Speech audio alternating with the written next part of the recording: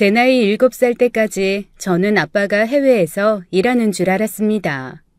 한 달에 한 번도 얼굴 볼까 말까 그나마도 잠깐 집에 와서 저 한번 안아주고 집에 오래 머물지도 않은 채 휙 나가버리시곤 했으니까요.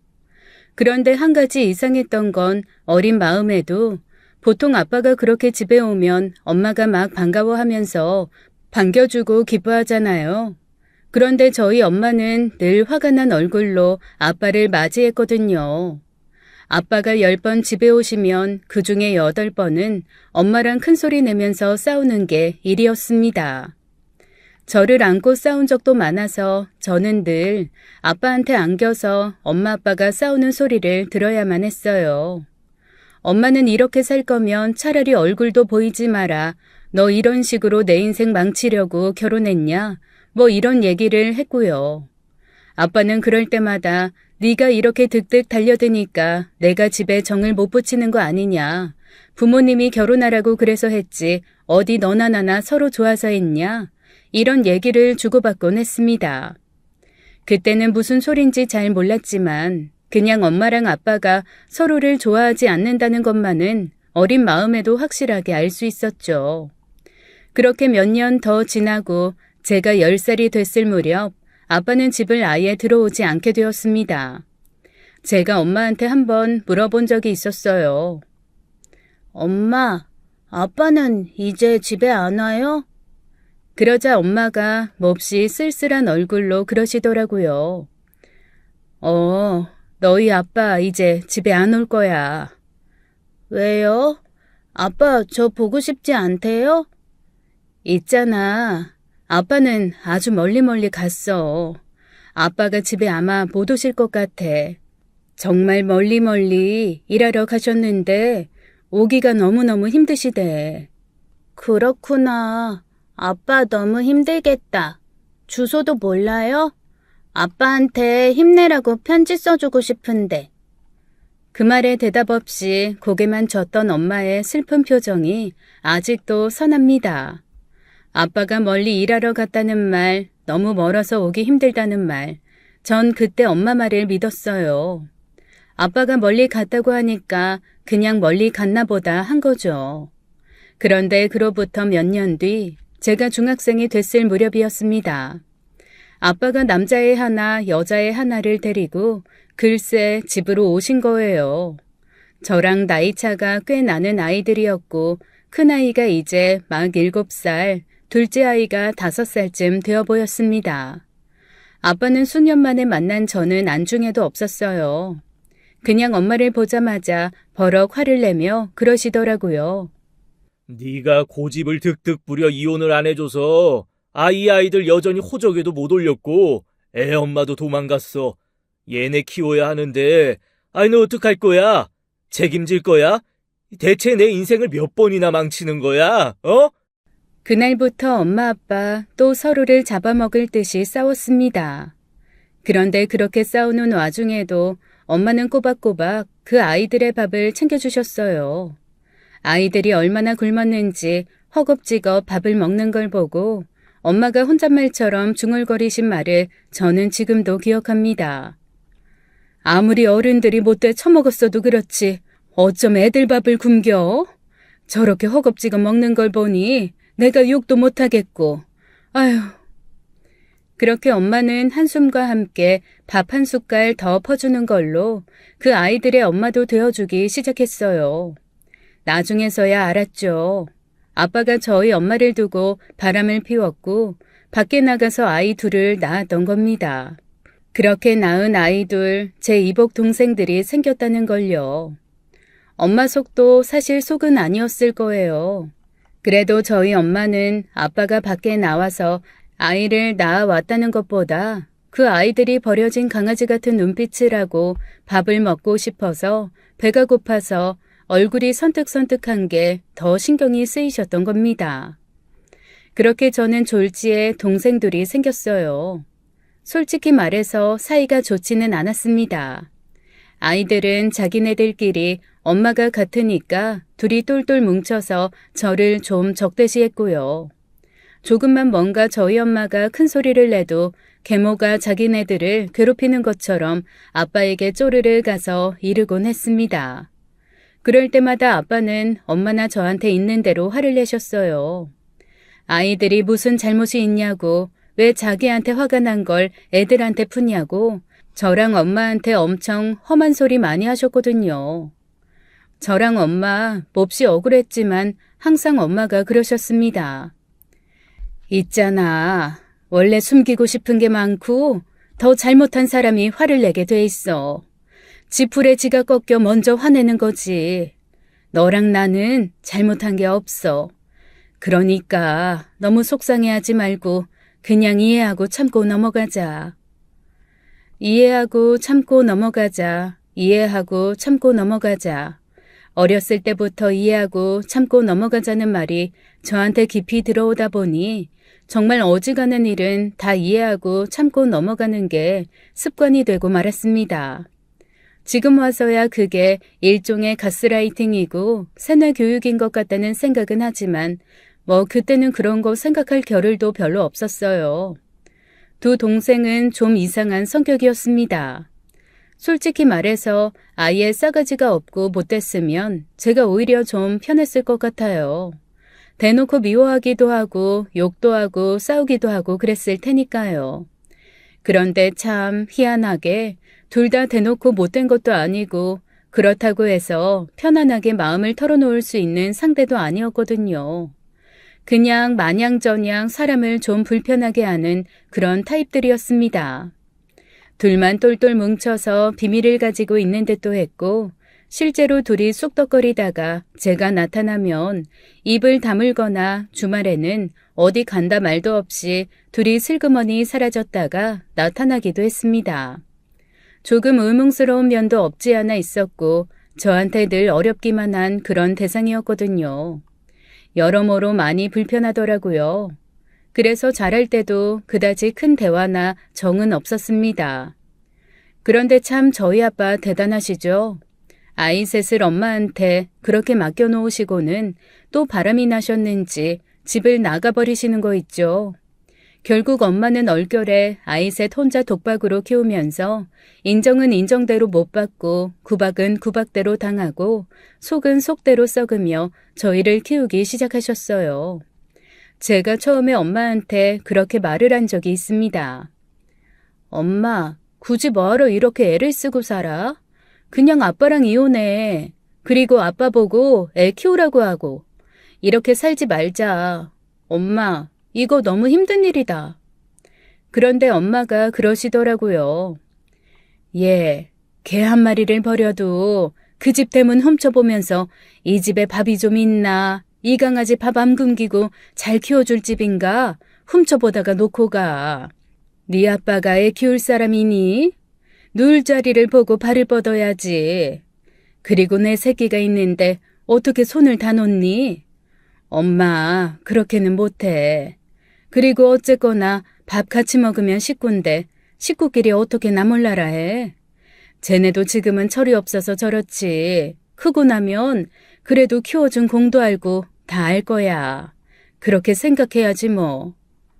엄마, 쟤네 그런 거 모를 것 같아서 그래. 쟤네가 뭘 알겠어? 지금도 저렇게 철딱서니가 없는데. 그리고 하는 꼬라지를 봐. 알아도 모른 척할 애들이라니까. 그래도 다 나중 되면 알아. 엄마는 그렇게 생각할래. 아우, 답답해. 엄마, 키워준 공은 없다잖아. 검은 머리 짐승 키우는 것도 아니래잖아. 대체 엄마는 왜 나보다도 더 철이 안 들었어? 아이고, 그런 소리 하지 마라. 그래도 다 크면 달라져. 엄마는 마지막까지도 그래도 크면 달라진다는 희망을 가지고 계신 것 같았어요. 그런데 저는 아무리 생각해도 제 동생들이 썩 나아질 것 같지 않았거든요.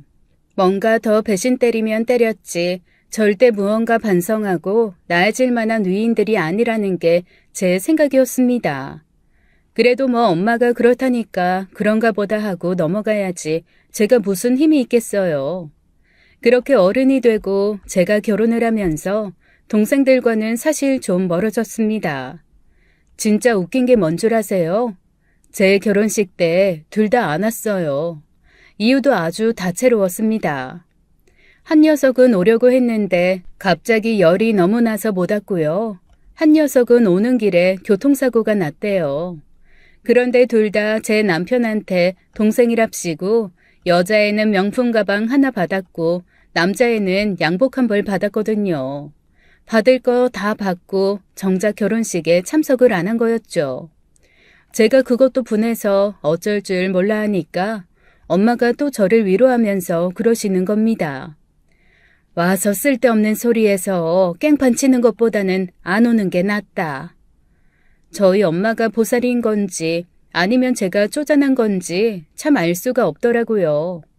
어쨌건 그렇게 저희 엄마와 저는 이복 동생들하고 멀다면 멀고 가까우면 가까운 그런 사이로 지냈습니다. 그러다가 몹시 충격적인 사실을 하나 알게 되었어요. 저희 아버지가 아이들 놓고 나가서 바람 피우셨다고 했잖아요.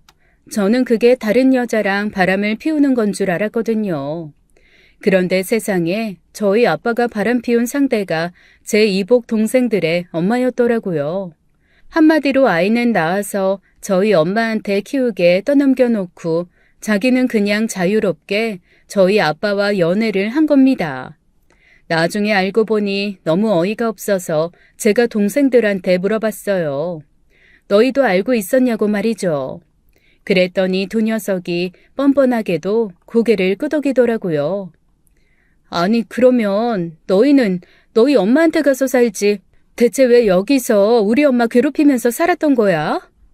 글쎄 여동생이 저한테 뭐라고 그러는 줄 아세요? 여기 아줌마는 집에서 밥 해주고 애 키우는 거 좋아하지 않아? 우리 엄마는 그런 거 못해. 그냥 밥 해주는 아줌마랑 산다고 생각한 건데 왜? 어차피 주말에는 아빠랑 엄마랑 다 같이 있었어. 주중에만 일하는 아줌마가 챙겨준다 생각하고 산 거야. 왜 언니가 난리야? 우리가 뭐 피해줬어? 정말 어이가 없더라고요. 밥이 이유였다면 학생 때나 붙어있으면 되지. 왜 다 커서까지 삼시세끼 밥 차려내게 괴롭히나 분한 생각이 들었습니다. 그래서 지금이라도 다 컸으니까 나가서 너희 엄마랑 살라고 소리를 버럭 질렀어요. 그랬더니 아니 이 두 녀석이 그러겠다고 하고 나가버리는 겁니다. 그리고 저희 아빠한테는 이렇게 얘기하더라고요. 평생 참고 살았는데 누나가 너무 텃세를 부리네요. 결국 저희 보고 이제는 나가라고 해서 저희 어쩔 수 없이 나갑니다. 그러니 아빠가 독립할 비용을 좀 주셔야겠어요. 당연히 저희 아빠 저를 붙들고 난리가 났습니다. 너 대체 동생들한테 무슨 말을 했길래 얘네가 이렇게 울며 불며 난리야. 애들이 왜 서러워서 못 살겠다고 나가겠다고 하는 거냐고. 그렇게 애들한테 겨주는 게 어렵냐. 아무리 이복 동생이지만 그래도 네 동생인데 이런 식으로 못돼 먹게 해서 네가 어디 복이나 받겠냐. 아주 지 엄마 닮아서 싸늘하고 냉정하고 진짜. 저로서는 정말 황당 그 자체였어요. 아무리 제가 그렇게 얘기한 게 아니라 아이들이 이렇게 나가겠다고 했다며 아빠한테 얘기를 해도 통하지 않더라고요. 대체 아빠를 어떻게 구워 삶은 건지 제 말은 들은 척도 안 하고 아빠에게 저는 하루아침에 천하의 못된 언니, 못된 누나가 돼버리고 말았습니다. 그렇게 저희 아버지, 엄마랑 제가 살던 집 훅 팔아서 저희한테는 간신히 전세 정도만 얻을 수 있는 돈 딱 주시고 그 두 아이에게 집 하나씩 사주시더라고요. 엄마랑 저랑 난리를 쳤지만 소용이 없었습니다. 그나마 엄마가 아빠 금고에서 금덩이 몇 개, 현금 몇 개 몰래 갖고 나오신 걸로 저희 모녀 간신히 살림살이 정도 살 수 있었어요. 만약 엄마가 그렇게 빼내오지 않았으면 아마 아무것도 없이 생으로 내쫓겼을 겁니다. 제가 너무 억울해서 엄마한테 이렇게 억울하게는 못 살겠다라고 징징거렸더니 엄마가 저를 위로하면서 그러시더라고요. 그래도 언젠가는 참고 산 공이 올 거야. 하지만 저는 엄마의 그런 말 믿을 수가 없었습니다. 항상 나쁜 사람은 그 나쁜 짓 벌 안 받고 끝까지 잘 살더라고요. 그리고 제 생각은 변함이 없다는 게 증명되고 말았습니다. 그 여자분이랑 놀러 가셨던 저희 아빠 갑자기 쓰러지셨거든요.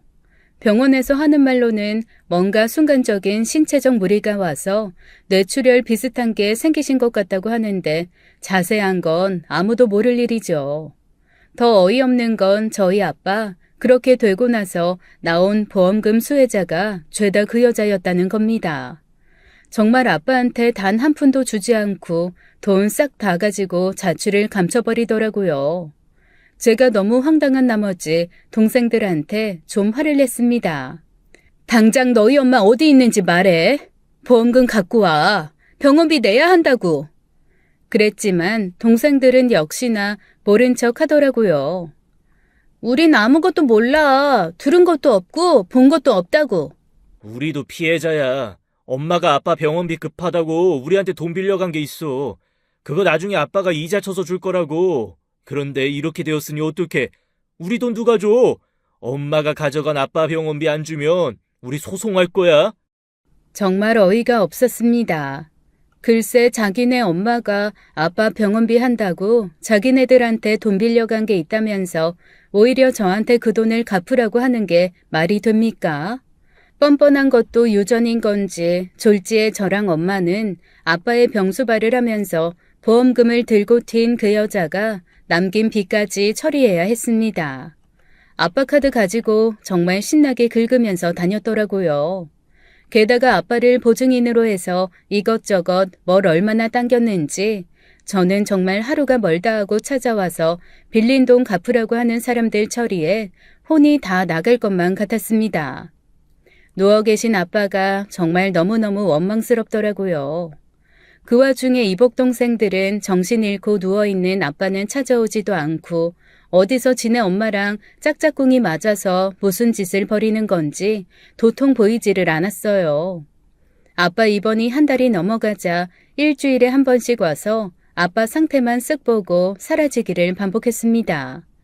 생각 같아서는 확 데려다가 머리끄댕이 잡고 흔들어대고 싶었는데 그나마 엄마가 말려서 참고 정말 그래도 아빠라고 정이 써서 참고 꾹꾹 눌러 참느라 제 모든 인내심을 다 끌어다 쓰는 그런 느낌이었어요.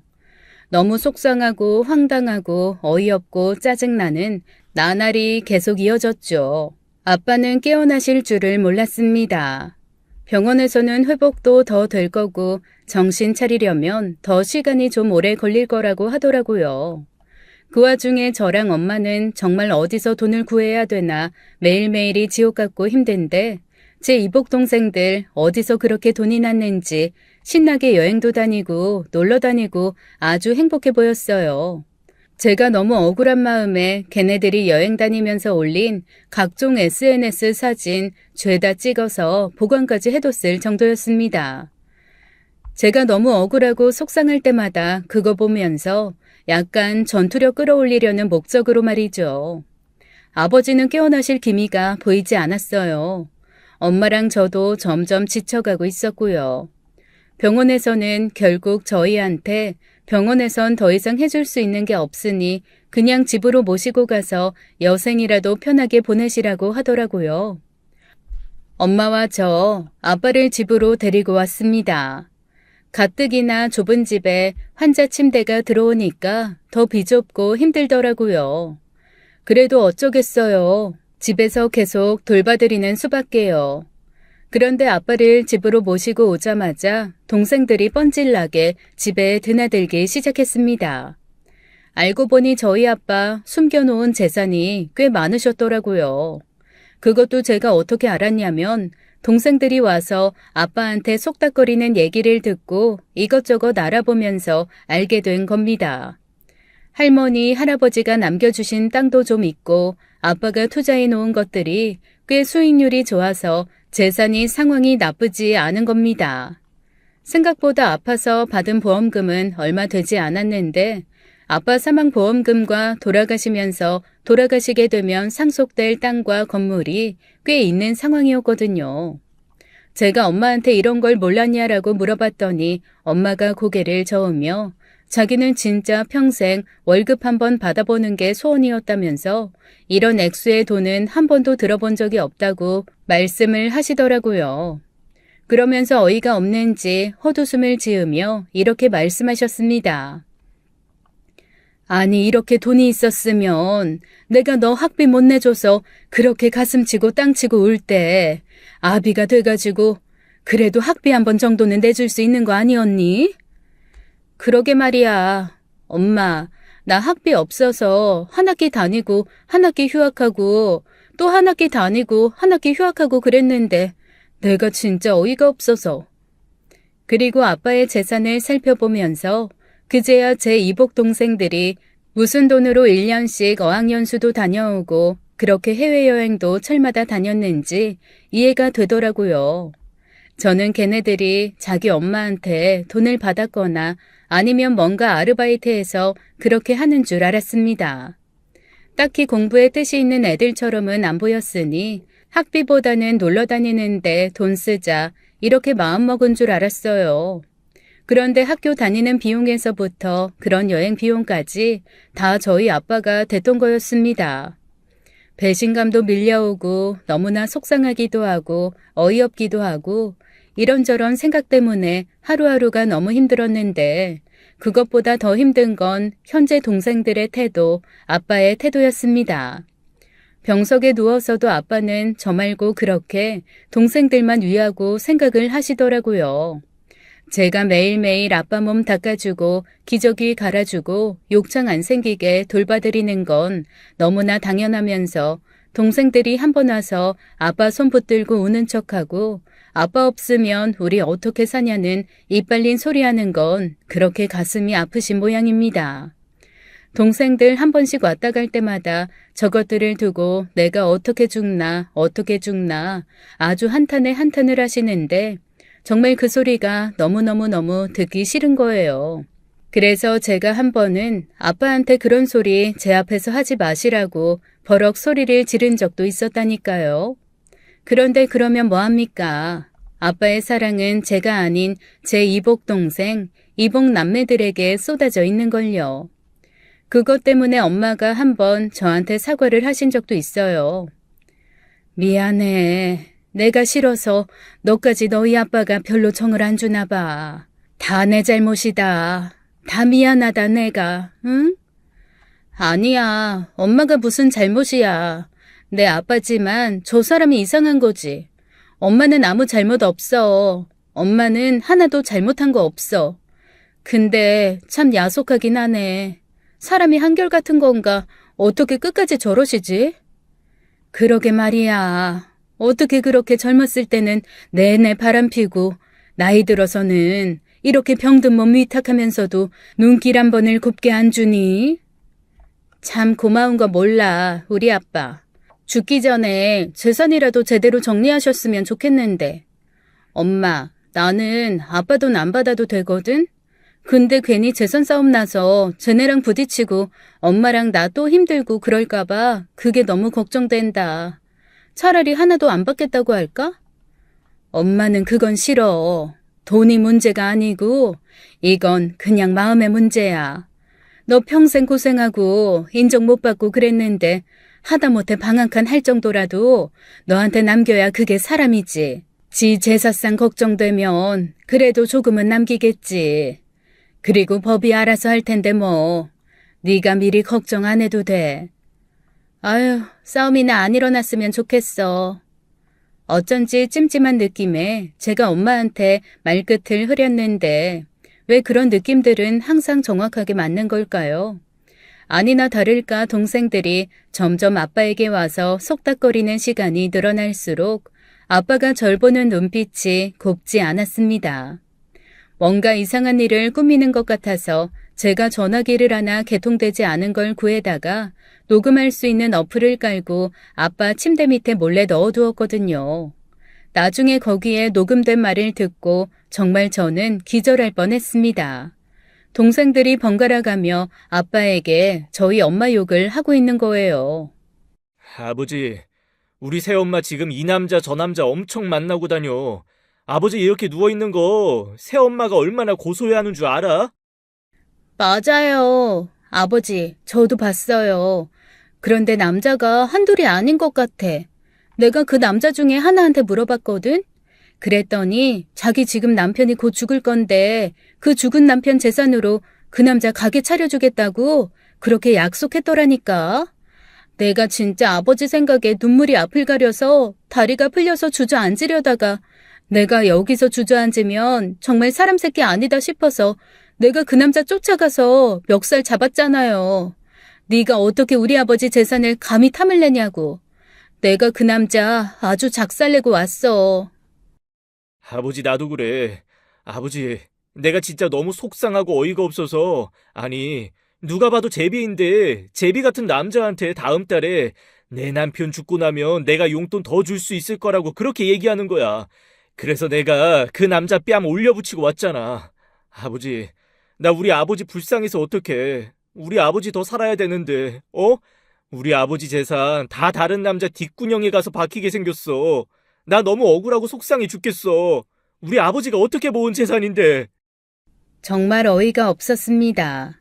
아니 바람을 핀 건 아버지고 상간녀는 지네 엄마가 상간녀지. 우리 엄마는 정말 바보처럼 몇십 년간 지고지순하게 밥에다 바친 것밖에 없는데 말이죠. 지금 누가 누구를 바람핀 사람으로 보는 건지 기가 막히더라고요. 그런데 저를 더 기막히게 한 건 아빠의 반응이었습니다. 두 동생이 그렇게 말할 때마다 저희 아버지 억장이 무너지는 듯한 소리로 분노가 가득 차서 응대를 하시더라고요. 내가 그럴 줄 알았다. 걔가 그런 식으로 내 뒤통수 칠 줄 알았다. 딸년도 어미 닮아서 의문스럽더니 아주 취엄이 꼭 닮았다 걔도. 세상에 이복 동생들 말에 호응하면서 저와 엄마를 싸잡아서 욕하시는 게 아니겠어요? 정말 절망스럽더라고요. 그렇게 말하면서 저희 아버지 글쎄 이렇게 말씀하시더라고요. 내 재산 그 둘한테 한 푼도 못 가. 내가 유언장 다 고치고 갈 거다. 그러니까 너희는 아무 걱정하지 말고 남겨진 네 애미, 네 그들 친애미 잘 돌봐줘라. 그 사람 나 없으면 아무것도 못한다. 알고 있지? 알지? 우리 엄마 지금도 아빠 돌아가시면 쫓아갈 거라고 시금을 전폐하고 있는데 아빠 오래 사셔야 돼요. 알았죠? 우리 줄초상 치르고 고아되는 거 아빠도 원하지 않잖아요. 어? 어찌나 입속의 혀처럼 저희 아빠한테 살살거리는지 순간 몹시 자괴감이 들었습니다. 내가 애교가 없고 이렇게 살살거리질 못해서 혹시 아빠가 나를 사랑하지 않는 건가? 일부러라도 아빠한테 저런 식으로 대했어야 하는 건가? 정말 오만 생각이 다 들더라고요. 그래서 아빠가 돌아가시기 전에 한 번은 그래도 아빠에게 진실을 말하고 사과를 받고 싶고 저도 아빠한테 딸로서 인정을 한번 받고 싶다는 생각을 계속하게 되더라고요. 언제가 좋을까 고민하고 있었는데 항상 시간은 제 편이 아니었습니다. 그렇게 앓던 아빠가 너무나 갑자기 돌아가셨거든요. 엄마와 저는 미리 예상을 하기는 했지만 그럼에도 불구하고 황망한 마음을 감추지 못했습니다. 정신없이 장례를 치렀어요. 장례를 치르는 동안에도 얼마나 웃긴 일이 많았는지 몰라요. 지났으니까 웃긴다고 얘기를 하지 황당하고 짜증나는 일 투성이었습니다. 바로 제 이복 동생들과 그의 친모 때문이었죠. 아니 무슨 패션쇼장도 아닌데 저희 아빠 장례식장에 3명이 무슨 디자이너가 만든 검정 옷 같은 것들을 죄다 차려입고 와선 상주석에 떡 서는 겁니다. 제가 솔직히 이복 동생들까지는 상주석에 서는 것 용납하려고 했거든요. 그런데 저희 엄마가 계셔야 될 자리에 그 상간녀가 서 있는 걸 보고 저도 모르게 폭발을 해서 뻔뻔하게 어딜 여기 와서 얼굴을 들이미냐고 소리를 버럭 질렀습니다. 그러자 상간녀가 뭐라고 하는 줄 아세요? 뻔뻔하긴 뭐가 뻔뻔해. 그쪽은 애 하나지? 나는 둘이야. 쪽수라도 내가 더 사랑받는 여자라고. 그리고 그쪽 엄마랑 잔시간보다 나랑 잔시간이 훨씬 많아. 점유율이 내가 더 크다니까. 당연히 내가 저 앞에 서야지. 어디 지금 버림받은 마누라 주제에 밥하는 아줌마밖에 안 되는 게 호적이 대수야? 이건 살썩고 잔정이 얼마나 있느냐 없느냐 문제야. 너 서류상으로만 이혼 안 했지? 그 남자 네 남자라고? 웃기지 마. 내 남자야. 아니 그러면서 이 미친 여자가 저희 엄마한테 달려들어서 갑자기 머리 끄댕이를 잡는 겁니다. 아니 이게 무슨 막장 드라마도 아니고 그래서 제가 너무나 열받고 황당해서 그 여자에게 달려들어 확 밀치며 뺨을 한 대 치고 말았어요. 그 다음부터는 뭐 아수라장이었죠. 제 이복 동생들이 저한테 달려들어 네가 뭔데 우리 엄마를 때리냐. 너 한번 오늘 너 죽고 나 죽어보자 하면서 저희 아빠 장례식장은 그대로 난투극장이 돼버리고 말았습니다. 결국엔 엄마가 다 그만하라고 당장 그만두지 못하겠냐고 버럭 소리를 지르시는 바람에 다들 잠잠해지긴 했지만 아마 엄마가 그렇게 소리 안 지르셨으면 손님들 와서 다 구경하실 정도로 저희 끝까지 싸웠을 거예요. 그렇게 싸우고 자기는 머리 흐트러지고 화장 엉망돼서 여기 더 이상 못 있겠다고 그 여자가 사라져 버렸는데 차라리 속이 시원하더라고요. 더 웃긴 건 그 전까지만 해도 어떡하든 상주석에 쓰려고 애를 썼던 제 이복 동생들이 자기 엄마 그렇게 가버리니까 그 다음부턴 계속 안쪽에 앉아서 술 마시고 자기 친구들이랑만 떠들고 놀고 단 한 번도 상주 노릇 안 한 채 민폐하겠지만 잔뜩 하는 거 있죠. 그렇게 장례 치르고 며칠 뒤였습니다. 집에 있는데 누가 배를 정신없이 울리더라고요. 나가봤더니 부동산에서 왔다는 겁니다. 왜요? 왜 오셨어요? 저희 부동산에 뭐 의뢰한 거 없는데요. 응? 무슨 말이에요? 집 내놨잖아요. 무슨 소리세요? 저희 집 내놓은 적 없어요. 이렇게 잘 살고 있는데 그게 무슨 소리예요? 아니에요. 집 내놨는데. 그쪽 동생들이 집 다 내놨고 팔렸잖아요. 오늘 이사 들어오기 전에 마지막으로 사이즈 재러 왔는데요. 아니, 제가 집을 보여드린 적이 없는데 언제 집을 보러 오셨다는 거예요? 저 얼마 전까지 계속 아버지 이 집에서 간병하고 장례 치르고 온 지 며칠 되지도 않았는데. 그랬더니 정말 황당한 얘기를 하시더라고요. 집 팔린 게 불과 며칠 전이었다며 날짜를 말씀해 주시는데 제가 머리가 다 띵하더라고요. 바로 저희 아빠 장례식 기간이었습니다. 제 이복 동생들 정말 대단하죠? 아빠 장례식 기간 동안 집 내놓고 여기서 집 보러 온 사람들한테 집을 보여줬던 겁니다. 제가 이 집 명의 자체가 저희 엄마로 되어 있는데 대체 그게 무슨 소리냐고 물었어요. 그랬더니 부동산 주인이 몹시 당황한 얼굴을 하면서 등기부 등본을 떼어봤더니 이 집이 저희 이복 동생 명의로 되어 있다고 얘기를 해주는 겁니다. 제가 무슨 소리냐고 등기부 등본을 뺏어봤어요. 아니 그랬더니 아버지 돌아가시기 3주 전에 이 집의 명의가 엄마가 아닌 제 동생들로 변경이 돼 있는 겁니다. 그리고 변경자가 아버지로 되어 있더라고요. 그제야 동생들이 아버지 모시고 병원 가겠다고 굳이 예약 날짜가 아닌데 나갔던 날이 떠올랐습니다. 그날 병원 갔다 온 것 치고는 한참 만에 들어온다고 했더니 이런 짓을 꾸미고 있었던 거죠. 너무 화가 나고 당황스럽고 미처 깨닫지 못한 게 속이 상하더라고요. 그런데 일단 서류가 그렇게 되어 있으니 저로서는 당시 어떻게 할 수 있는 게 없었습니다. 결국 엄마랑 저는 졸지에 집에서 쫓겨나게 되었어요. 동생들한테 전화를 했지만 아무도 받지 않더라고요. 당장 모레 이사를 들어오기로 했다며 빨리 집을 빼줘야 된다고 하는 통에 엄마와 울며 짐을 쌌습니다. 그리고 구할 수 있는 가장 빠른 집을 구했는데 진짜 짐도 채 다 들어가지 않을 초라한 집이었어요. 원룸에 집을 산처럼 쌓아놓고 엄마와 둘이 앉아있자니 기도 안 막히더라고요. 너무 당황스럽고 화만 났습니다. 엄마, 미안해. 그런데 나 이대로는 억울해서 못 살겠어. 나 어떡하든 복수할 거야. 무슨 복수를 해. 아무 짓도 하지 마. 아니야. 나 이대로는 도저히 못 참겠어. 이거 유류분 청구 소송도 할 수 있고, 아빠 유언장 잘못됐다는 것도 할 수 있고, 그리고 어쨌거나 엄마가 실제적인 아내잖아. 아무리 유언장이 그렇게 돼 있고 아빠가 그렇게 하고 싶다고 해도 걔네한테 다 재산 못 가. 어떡하든 소송할 거야. 그 애들이 가만히 있겠어? 자기네들이 가만히 안 있으면 어떡할 건데?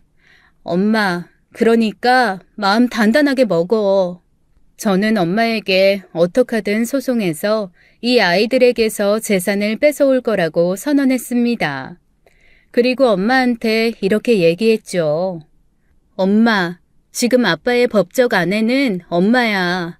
엄마가 가장 큰 재산을 물려받을 수 있는 1순위라고. 엄마가 없으면 나랑 애들이랑 싸워야 되지만 엄마가 있는 한 엄마가 무조건 1순위야. 그러자 엄마도 그거는 알고 있다라면서 한번 저보고 알아서 해보라고 하시더라고요. 제가 그래서 얼른 변호사부터 찾아가 사정을 설명했습니다. 변호사가 일단 동생들한테 이 상황을 통보하라고 하더라고요. 그래서 내용 증명을 보내고 차근차근 소송을 준비하기 시작했어요. 정말 준비할 것도 많고 해야 될 것도 많았습니다. 정신이 없어서 집에 들어가지 못하고 밖에서 일 보다가 대충 잠자다가 또 일 보다가 하는 일이 허다해졌죠. 아빠의 땅 현황을 살피기 위해 지방을 내려간 날이었어요. 어쩐지 저녁 늦었는데도 엄마가 전화를 안 받으시는 거예요. 아무리 전화해도 엄마는 소식이 없고 걱정이 되기 시작했습니다. 그래서 부랴부랴 집으로 올라왔는데 아니, 집 문이 열려 있고 온 집이 흐트러져 있는 채 엄마가 보이지 않았습니다. 너무 당황스럽고 놀라서 경찰에게 일단 신고부터 했어요. 그랬더니 경찰이 하는 얘기가 주변 CCTV를 다 뒤졌지만 엄마가 자기 발로 걸어나간 흔적은 찾지 못했다는 겁니다. 약간 정신을 잃을 것 같더라고요. 재판 날짜는 하루하루 다가오는데 엄마는 간 곳이 없고 전화기는 집에 떨어진 채 제 부재중 통화만 잔뜩 와 있었습니다. 아파트엔 딱히 CCTV가 없어서 엄마의 행방을 찾을 수도 없고 정말 미치고 팔짝 뛸 노릇이었어요. 그 와중에 동생들은 깐족깐족거리면서 지금이라도 소송을 취해야 하면 자기네들이 조금 생각해 주겠다는 둥, 좀 나눠줄 마음이 있다는 둥, 별 쓸데없는 소리들을 해대더라고요. 정말 미칠 것 같았습니다. 엄마의 행방이라도 알면 그깟 돈 어쩌거나 저쩌거나 무시하고 넘어갈 텐데 엄마의 행방을 모르겠으니 그게 더 돌겠더라고요. 게다가 아빠 돌아가신 후 엄마의 건강도 안심할 만한 상태가 아니었거든요. 선천적으로 천식도 좀 앓고 있고 얼마 전부터는 당뇨도 와서 아주 급할 때 호흡기가 없으면 위험할 수도 있고 당이 급박하게 높아지면 그것도 위험할 수 있습니다. 엄마가 워낙 꼼꼼한 사람이라 몸 가장 가까운 곳에 호흡기와 당뇨약 그리고 사탕 같은 것들을 잘 때도 빼놓지 않고 차고 계시는 분이긴 하지만 그래도 70이 가까운 노인에게 환경은 중요하니까요. 엄마가 어디서 잘못되었을까봐 그게 너무 걱정이 되더라고요. 치매 기운은 없어서 어디든 계시면 택시라도 타고 집에 오실 뿐인데 이렇게까지 연락도 없고 흔적도 없는 거면 생각하기 싫지만 뭔가 잘못된 게 아닌지 자꾸만 이상한 걱정이 되었습니다. 결국 재판 날짜도 놓치고 사방팔방 엄마를 찾아서 이리저리 돌아다녔어요. 아무 데서도 엄마의 행방을 찾을 수 없으니 제가 뭐에 홀린 것도 같고 그제서야 돈이 아니라 엄마가 제일 소중하다는 게 느껴지기도 했습니다. 차라리 엄마가 어디 아파서 입원해 있는 거면 좋겠다는 생각마저 들었어요. 그게 아니라 세상을 떠나신 거면 그건 정말 견디기 힘들 것 같았거든요. 엄마 없이 살 수 없을 것 같은데 어떡하나 싶은 생각도 들었습니다. 그런데 단서는 생각지도 못한 곳에서 발견되었어요. 제가 그날도 엄마 집에서 쓸쓸하게 걸어 나오는데 옆집 아줌마가 나오시면서 저한테 그러시는 거예요. 그 집 엄마 아직도 집에 안 들어왔어? 제가 아주머니가 계속 엄마 행방을 물어볼 때마다 좀 여행 가셨다고, 놀러 가셨다고 그냥 그렇게만 말씀드렸거든요. 굳이 사라지셨다 그런 얘기하면 어른들은 또 흉흉하게 생각하실 수도 있어서 얼추 둘러댔단 말이죠. 그래서 제가 네, 아직 안 돌아오셨어요 라고 대답을 하고 지나가려는데 옆집 아주머니가 조용히 갸우뚱 하면서 중얼거리시는 겁니다. 여행을 길게 가셨네. 그때 그 모습은 여행 가는 사람 모습이 아니긴 했는데. 갑자기 귀가 번쩍 뜨였어요. 언제요? 저희 엄마 언제 보셨는데요? 그게 언제더라? 한 2주 정도 됐나? 갑자기 뛰어들어와서 엄마 찾은 그날 오전에 만났지. 그날 오전에 저희 엄마 보셨어요? 몇 시쯤이요? 점심 먹기 전이었는데, 한 10시 반? 11시쯤? 아니다. 한 10시 40분쯤 되었겠다. 딱 그때 우체국 택배 오는 시간인데, 택배 아저씨는 들어오고, 그 집 동생들이랑 엄마는 스쳐 지나가면서 나가고, 응, 맞아. 그랬다. 그날 오전에 그 집 동생들이 와서 엄마 데리고 갔어. 엄마가 막 안 가려고 하는 거 억지로 데리고 가더라고. 그게 무슨 얘기예요? 다시 한번 자세하게 말씀해 주세요. 동생들이, 아니, 그 자식들이 엄마를 억지로 데리고 갔다고요? 아니, 나는 또 워낙 그 집 동생들이랑 다 사이가 이렇게 썩 좋은 건 아니니까. 그냥 또 싸우나 보다 하고 말았지.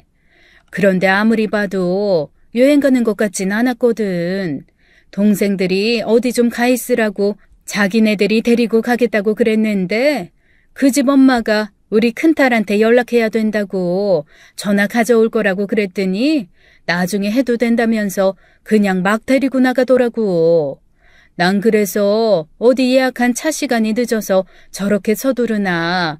아무리 그래도 그렇지 무슨 사람을 저렇게 연행하듯 데리고 가나. 참 싸가지들은 없다 이러고 말았어. 그 집 엄마가 자꾸 전화기 찾으니까 좀 짜증내면서 언니한테는 우리가 얘기하겠다고 누가 볼세라 얼른 엄마 데리고 사라졌어. 참 이상한 일이었어요. 제가 엄마가 없어졌다, 엄마를 찾아야 된다라는 얘기했을 때 두 동생 다 모르는 것처럼 그렇거든요. 그리고 경찰이 혹시 엄마 언제 봤냐고 물어봤을 때도 최근에 엄마 본 적 없다고 둘 다 대답을 했단 말이죠. 그랬는데 옆집 아주머니는 분명 엄마가 사라진 그날 동생들이 찾아와 엄마를 데리고 갔다는 얘기를 하고 계신 거니까요. 이거는 뭔가 제가 모르는 게 있다라는 생각이 들었습니다.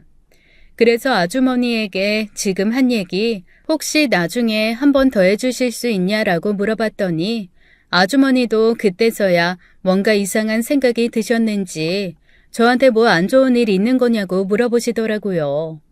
제가 딱히 대답은 안 드리고 어쨌건 나중에 제가 한 번 더 부탁드리면 얘기해 주실 수 있냐고 재차 물어봤습니다. 아주머니가 그러겠다고 고개를 끄덕이시더라고요. 즉시 경찰에게 달려갔어요. 그리고 경찰한테 이웃집 아주머니가 이런 식으로 말씀을 하셨다. 나는 엄마가 아무래도 어딘가에 잡혀있는 것 같다라는 얘기를 했습니다. 처음엔 경찰이 그게 무슨 소리냐고 좀 어이없어 하더라고요. 분명히 동생분들이라고 하지 않았나요? 경찰한테 자초지종을 얘기를 해줬죠. 사실은 친동생은 아니고 돌아가신 저희 아빠 내연녀 자식들이에요.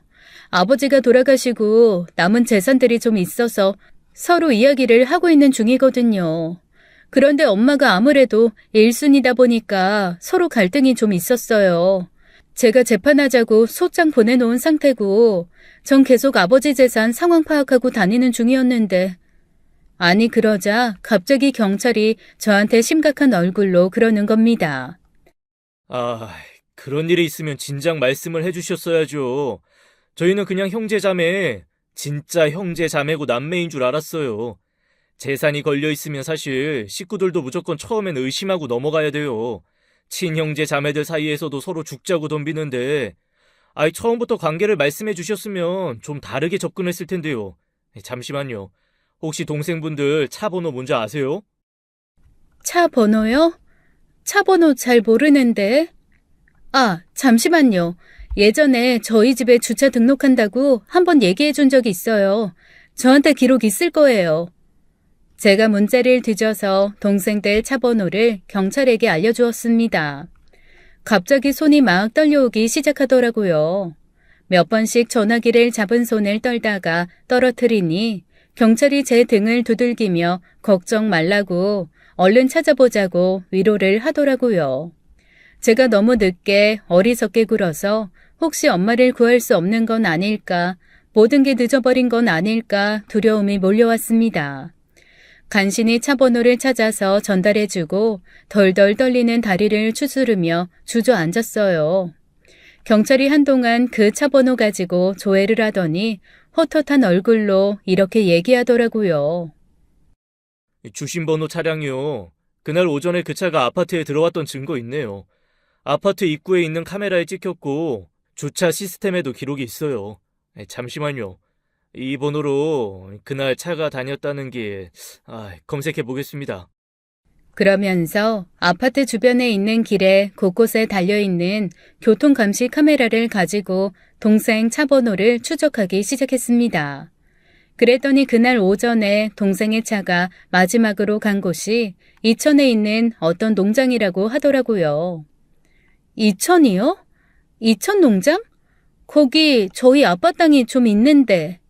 혹시 땅이 어디 있는지 정확히 알아요? 아니요. 저도 최근에서야 알아서요. 그냥 거기 안 쓰는 농장이 하나 있고 그 농장에 붙어있는 땅을 좀 가지고 계시다는 것만 알아요. 근처를 한번 가보긴 했는데. 잠시만요. 저 집에 그 서류들 있어요. 서류에 주소 있고요. 갑자기 경찰들이 분주해지기 시작했습니다. 그러면서 저한테 빨리 한시가 급하다며 엄마를 찾아야겠다라고 하더라고요. 문득 겁이 났어요. 혹시 엄마가 잘못됐으면 어떡하나, 왜 내가 진작에 동생들을 의심하지 않았을까. 스스로 너무 원망이 되고 갑자기 심장이 두근두근 뛰면서 갑갑해져 오더라고요. 일단 집으로 달려가 서류를 뒤졌습니다. 며칠 전에 다녀왔던 곳 횡댕그레하고 아무것도 없이 노지로 남겨져 있어서 대체 이 땅을 어디다 쓰려고 사셨을까 생각했던 거기 맞더라고요. 경찰과 아버지의 농장이 있는 주소로 달려갔습니다. 메마른 땅 한가운데 다 무너져가는 창고 같은 집이 하나 있는데 그 집 앞에 자동차 바퀴가 최근에 생긴 게 왔다 갔다 했던 흔적이 남아있더라고요. 제가 이곳에 와서 둘러볼 때만 해도 없던 바퀴 자국이었습니다. 경찰들이 후다닥 창고 안으로 뛰어들어갔어요. 세상에, 저희 엄마 거기 계시더라고요. 그것도 잔뜩 힘이 빠져서 정말 간신히 숨만 붙어있는 것 같은 상태로 저희 엄마 쓰러져서 누워 계셨습니다. 엄마, 정신 차려. 엄마, 나 알아보겠어? 엄마, 나왔어. 그런데 저희 엄마가 한 첫마디 말을 듣고 저는 대성통곡하고 말했습니다. 너 어서 피해. 걔네 오면 너까지 여기 갇힐 거야. 엄마 괜찮아. 엄마 두고 너 피해. 아니야, 엄마. 지금 경찰들이랑 같이 왔어. 엄마 이제 안전해. 나 엄마랑 같이 나갈 거야. 엄마, 일단 병원부터 가자. 저는 혹시나 엄마가 정신을 잃을까봐 주문처럼 계속 엄마를 부르며 엄마를 다독였어요. 저를 만나서 안도한 건지 엄마의 얼굴이 금방 하얘지더라고요. 그동안 어떡하든 정신을 잃지 않고 버티려고 하셨던 모양이었습니다. 주변을 둘러보니 엄마가 비상으로 가지고 다니던 사탕 껍데기들이 흩어져 있었어요. 이 못된 것들이 엄마 다리를 꽁꽁 묶어놨더라고요. 팔도 몸통과 함께 밧줄 같은 걸로 감아놔서 손은 조금씩 움직일 수 있는데 다리에 묶은 끈을 풀거나 뭔가 탈출할 수 있는 시도를 할 수는 없게 해놓았습니다. 엄마가 갇혀있던 공간은 아마도 아빠가 한 번씩 와서 머물렀던 농막인 듯 했어요. 유통기한 지난 믹스커피가 좀 있었고 지하수인 듯한 물이 조금 흐르는 파이프가 있더라고요. 나중에 엄마에게 들어서 알았지만 거기서 나오는 물을 기어가서 조금씩 먹고 믹스커피를 입에서 녹여 먹으면서 버텼다고 했습니다. 그 죽일 년놈들이 엄마 가두면서 편의점 빵 몇 개 같이 넣어주고는 2주 넘게 방치했다고 하더라고요. 경찰도 이건 납치뿐 아니라 살인 방조에 가깝다고 고개를 절레절레 저었습니다. 엄마, 나한테 이제 참으라고 하지 마. 그리고 걔네가 언젠가는 엄마 마음 알아줄 거라고, 키운 공 알아줄 거라고 하지도 마. 엄마 그런 말 다시는 나한테 하지 마. 엄마가 희미하게 고개를 끄덕였습니다. 그리고 구급차에 타자마자 엄마는 바로 정신을 잃고 말았어요. 경찰들은 엄마를 병원으로 옮김과 동시에 두 동생들을 납치 및 살인 방조로 긴급 체포했습니다. 둘이 체포 당시에 뭐하고 있었는 줄 아세요? 자기 엄마랑 여행 갈 계획 짜고 있었다네요. 다 같이 서울에 있는 근사한 호텔에서 호캉스 즐기면서 야외 수영장에서 맥주에 피자 시켜 먹고 선베드에 누워있는 거 경찰이 바로 잡아서 연행했다고 했습니다. 그 와중에도 그 내연녀는 자기는 아무것도 모른다고 버럭버럭 소리 지르고 두 동생은 서로한테 책임을 떠넘기면서 아주 아수라장 개판이었다고 하더라고요. 그러면서 처음에는 공기 좋은 곳에 요양시키려고 했다. 저희 엄마가 원해서 간 거다라는 개소리를 짓거리는 겁니다. 그래서 제가 눈이 뒤집혀서 따졌어요. 뭐? 요양을 너희는 손발 묶어서 시키니? 그리고 노인을 그런 식으로 아무런 환기나 온도 조절 장치 되어 있지 않은 공간에 가뒀다는 건 곧 살인이야. 증거 없잖아. 그래, 우리가 아파트에 간 건 맞아. 그런데 아파트에서 데리고 나왔다는 증거 있어? 그 이천 농장에 우리가 갔다는 증거 있냐고. 두 동생은 자기네들이 그런 게 아니라고 펄펄 뛰었지만 정황상도 그렇고 엄마의 증언도 그 두 사람이 범인인 게 확실했습니다. 게다가 결정적으로 이웃 농장에서 설치한 도둑잡기용 방범 카메라가 두 동생이 엄마를 끌고 이천 창고 안으로 들어간 걸 찍었더라고요. 이 나쁜 놈들 엄마가 반항하자 글쎄 엄마를 때리기까지 했습니다. 피가 거꾸로 솟아서 경찰이 만류할 새도 없이 저 두 동생의 뺨을 올려붙이고 말았네요. 결국 아버지의 재산을 엄마가 아닌 자기네들이 독차지하려고 벌인 일인 게 밝혀졌습니다. 뭔가 죄가 자꾸 쌓이는 것 같아서 무서웠는지 둘이 말을 바꾸더라고요.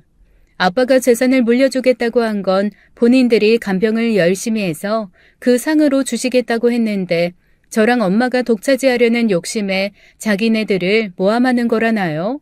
그래서 제가 그동안 저의 전투력을 끌어올리기 위해 모아두었던 두 사람의 SNS 기록들을 싹 제출했습니다. 아버지 입원 기간 동안 둘이 합쳐서 해외는 3번, 국내는 4번 여행을 다녔고 아버지 수술하신 날도 상간녀와 셋이 호텔 식당에서 밥 먹고 인증샷 올린 거 아주 싹 모아서 제출했죠. 그 증거를 보고 그제야 그 두 인간이 입을 다물더라고요. 결국 저희 엄마와 저는 아버지의 재산을 거의 다 받아낼 수 있었습니다. 둘이서 그런 범죄만 저지르지 않았어도 어느 정도 재산을 차지할 수 있었을 텐데 쓸데없는 욕심을 부린 바람에 이도 저도 안 되게 다 뺏기고 만 거였죠. 이 모든 사건의 가장 큰 반전은 역시나 아버지의 내연녀, 즉 제 이복 동생들의 친엄마였습니다. 보통 자식들이 그렇게 해서 감옥에 들어가게 되면 일반적인 부모라면 자기가 다 꾸민 일이고 애들은 그냥 이용만 당했다고 하면서 본인이 뒤집어 쓰려고 하지 않나요? 아니면 아이들의 죄를 인정하고 정말 진심을 다해서 사과를 하던가요? 그런데 이분 아주 강적이더라고요. 제가 예상한 2개 다 하지 않고 오히려 저희를 맞고소 했습니다.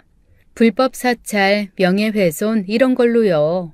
경찰도 너무 어이가 없어서 이런 거 성립 안 된다고 했지만 꿋꿋하게 맞고소하면서 글쎄 합의금 제시하는 거 있죠. 합의해주면 고소 취하를 하겠다나요? 하지만 법이 그렇게 허술하지는 않더라고요. 그 불륜녀 역시 저희 엄마의 납치 및 감금에 연루된 데다가 유산을 상속받기 위한 각종 사기에 걸려들어서 실형을 받게 되었습니다. 더 웃긴 건 저희 아빠뿐만이 아니었다는 거예요. 그 아버지의 내연녀가 연루되어 있는 그런 식의 사건이 한두 개가 아니었더라고요. 결국 이 사건 저 사건 다 중첩돼서 걸려드는 바람에 추가 구형까지 될 것 같습니다. 저랑 엄마는 생각지도 못한 큰 재산을 받게 됐어요. 물론 둘 다 그게 마냥 반갑지만은 않았습니다. 저는 엄마를 잃었을지도 모른다는 생각에 엄마는 저에 대한 미안함 때문에 한동안은 재산이 생긴 것도 별로 기쁘지도 않고 실감도 안 나더라고요. 그래도 이제는 슬슬 돈 좀 쓰면서 한번 살아보려고 합니다. 평생 한 번도 도움이 안 된 아버지지만 아버지가 남긴 돈으로 한번 신나게 살아볼까 해요. 우선 엄마랑 여행을 좀 다녀보려고요. 저희 엄마 비행기는커녕 기차 한번 못 타보셨는데 더 나이 드시기 전에 비행기도 타고 기차도 타고 배도 타면서 세상 곳곳 예쁘고 아름다운 거 가득 보셨으면 좋겠습니다. 그래도 언젠가 엄마가 세상 떠나는 날 그동안 겪은 슬프고 괴로운 건 다 잊고 마지막에 딸이랑 함께 본 예쁘고 고운 풍경만 기억하셨으면 좋겠다는 게 제 마지막 소원입니다.